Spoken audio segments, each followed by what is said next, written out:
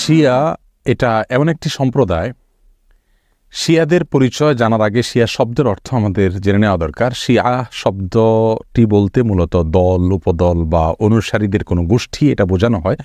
শিয়া বলতে বোঝানো হয় শিয়াতু আলিয়িন বা আলী রাদিয়াল্লাহু তাআলা আনহুর অনুসারী গোষ্ঠী, এদেরকে শিয়া বলা হয়। বা আলে বাইত রাসূল করিম সাল্লাল্লাহু আলাইহি সাল্লামের পরিবার কেন্দ্রিক যাদের ভক্তি, বিশ্বাস এগুলো গড়ে উঠেছে তাদেরকে সাধারণত শিয়া বলা হয়।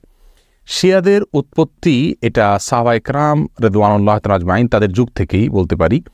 এবং শিয়াদের উৎপত্তির পেছনে যে লোকটি ছিল তার নাম হলো আবদুল্লাহ ইবনে সাবা। ইহুদি ছিল, পরবর্তীতে সে মুসলিমদের বেশ ধারণ করে মুসলিমদের ক্ষতি সাধন করার জন্যই মূলত এই গ্রুপটির তারা আবিষ্কার করে। শিয়াদের সম্পর্কে আমাদের দেশের সাধারণ মুসলমানদের মধ্যে ধারণা খুবই কম। আমরা অনেকেই মনে করি মুসলিমদের মধ্যেই একটি সাধারণ দল শিয়া, অথচ শিয়াদের যে সমস্ত বিশ্বাস আছে সে বিশ্বাসগুলো ইসলামের একেবারে মৌলিক বিশ্বাসগুলোর সাথে অনেকগুলো বিশ্বাস আছে যেগুলো সাংঘর্ষিক। অনেক ভাই বোনরা মনে করেন যে শিয়াদের সাথে আহলে সুন্নাহ ওয়াল জামায়াতের, অর্থাৎ যারা কোরআন এবং সুন্নাহকে দলিল হিসাবে গ্রহণ করে সেটাকে অনুসরণ করে, তাদের সাথে শিয়াদের একটা পার্থক্য তারা মনে করেন যে শুধুমাত্র খেলাফত নিয়ে, অর্থাৎ আবু বকর রাদিয়াল্লাহু তাআলা এবং আলী রাদিয়াল্লাহু তাআলা আনহুর ভিতরে কে বেশি খেলাফতের হকদার এটা নিয়ে মত পার্থক্য। আসলে বিষয়টা তা নয়, বরং শিয়াদের বিশ্বাসগুলোকে একত্র করা কঠিন। তাদের মধ্যে অনেকগুলো দল উপদল আছে, তার ভিতরে কমন কিছু বিশ্বাস আছে বেশিরভাগ শিয়ারা লালন করে। তার ভিতরে একটি হলো তারা কালিমাতুত তাওহীদ আমরা যেটা বলি এটাকে যথেষ্ট মনে করে না। তারা মনে করে লা ইলাহা ইল্লাল্লাহ মুহাম্মাদুর রাসূলুল্লাহ এবং আলিয়ুন ওয়ালিউল্লাহ এটাও স্বীকৃতি দিতে হবে, মুখে উচ্চারণ করতে হবে, তারপরে মানুষ মুসলিম হবে। তাদের মধ্যে কোনো কোনো গ্রুপ আছে যারা কোরআনে কারিমের ৩০ পারার যে কোরআন এটার ব্যাপারে তারা সন্দেহ পোষণ করে এবং তারা কোরআনের বিকৃতিতে বিশ্বাস করে বা বিকৃতি করে, এটাকে তারা সঠিক মনে করে বিকৃতি করে থাকে। তাদের মধ্যে বড় অংশ বা সবচেয়ে বেশি অংশ বলা যেতে পারে, প্রায় সবাই বলা যেতে পারে, তারা সাহাবীদেরকে সবাইকে কয়েকজন বাদে আলী রাদিয়াল্লাহু তাআলা আনহু, আব্বাস রাদিয়াল্লাহু তাআলা আনহু সহ কয়েকজন বাদে হাসান হোসেন, ফাতেমা রাদিয়াল্লাহু তাআলা আনহুম সহ আহলে বাইত যারা তারা ছাড়া বাকিদেরকে তারা কাফের মনে করে এবং সাহাবীদেরকে গালমন্দ করাটা এটাকে তারা সওয়াবের কাজ মনে করে, ইবাদত মনে করে। আয়েশা রাদিয়াল্লাহু তাআলা আনহা রাসূল আকরাম সাল্লাল্লাহু আলাইহি ওয়াসাল্লামের সহধর্মিণী, তার চরিত্র নিয়ে তারা সন্দেহ করে, যার চরিত্রের বিষয়ে কোরআনে কারিমে সূরা নূরে আল্লাহ সুবহানাহু ওয়া তাআলা পরিষ্কারভাবে ঘোষণা দিয়েছেন। যাই হোক, এ হলো মোটামুটি শিয়াদের কয়েকটা জঘন্য বিশ্বাসের আলোচনা। এবারে আসি শিয়াদের একটা বিশেষ দল, তাদেরকে ইসনা আশারিয়া বলা হয়। মূলত ইসনা আশার শব্দের অর্থ হলো 12।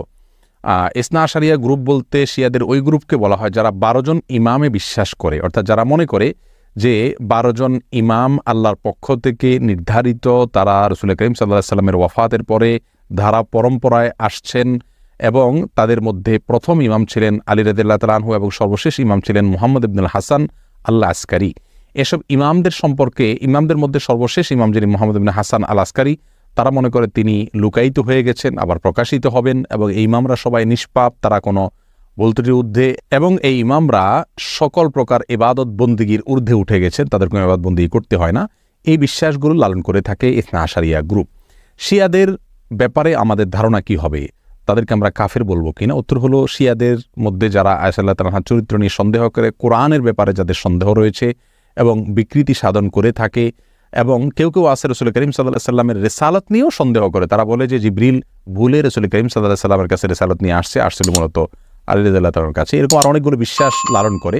এই সম্প্রদায়গুলোকে বা এইরকম বিশ্বাস লালনকারীদেরকে আমরা মুসলিম মনে করতে পারি না। তবে হ্যাঁ, তাদের মধ্যে অনেকগুলো গ্রুপ আছে যাদেরকে সরাসরি কাফের বলা যায় না, তাদের অনেকগুলো ভুল এবং ভ্রান্ত বিশ্বাস রয়েছে। এদের মধ্যে সবচাইতে সাধারণ যেটা বিশ্বাসের দিক থেকে সবচাইতে তুলনামূলকভাবে কম জঘন্য বলা যেতে পারে সেটা হলো আবু বকর রাদিয়াল্লাহু তাআলার চাইতে আলী রাদিয়াল্লাহু তাআলাকে খেলাফতের জন্য অধিক হকদার মনে করা। শিয়াদের অনেকগুলো ভ্রান্ত বিশ্বাস নিয়ে বিস্তারিত এবং বিশদ আলোচনা করা দরকার, তা না হলে তাদের বিষয়ে আমাদের ধারণা পরিষ্কার হবে না। একজন মুসলিম হিসাবে আমাদেরকে সঠিক ধারণা যেমন রাখতে হবে, তেমনিভাবে ইসলামের বিষয়ে কারা কি ভুল ধারণা লালন করে সেগুলো আমাদের জানতে হবে। কোরআন নিয়ে যারা সন্দেহ করে, সাহাবীদেরকে যারা গালমন্দ করে, সাহাবীদেরকে যারা কাফের মনে করে এবং রাসূল করিম সাল্লাল্লাহু আলাইহি সাল্লামের সহধর্মিণীর চরিত্র নিয়ে যারা সন্দেহ করে, কোরআনের বিকৃতি যারা সাধন করে, এদের ব্যাপারে আমাদের ধারণা কি হওয়া উচিত, সেটা আমার মনে হয় যে কোনো সাধারণ দর্শক শ্রোতাই আমরা সহজেই সিদ্ধান্ত নিতে পারবো। আল্লাহ তাআলা আমাদের সকলকে সঠিকটা বুঝার তৌফিক দান করুন।